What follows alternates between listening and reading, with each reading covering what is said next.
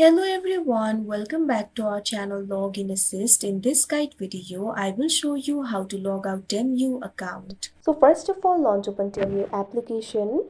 You can see over here Temu application has been opened. Initially, you'll be led to the home interface.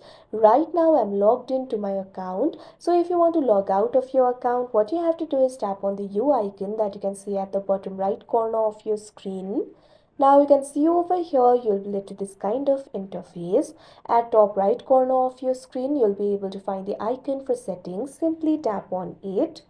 Now you'll be able to access the settings from here. You'll be able to find several options. Simply scroll down. At last you'll be able to find the option for sign out. Simply tap on it. Now this kind of pop-up will appear. If you want Temu to remember your sign-in info, you can simply tap on the option remember. Otherwise, simply tap on the option not now. Now this kind of pop-up will appear. Are you sure you want to sign out? Tap on the option sign out.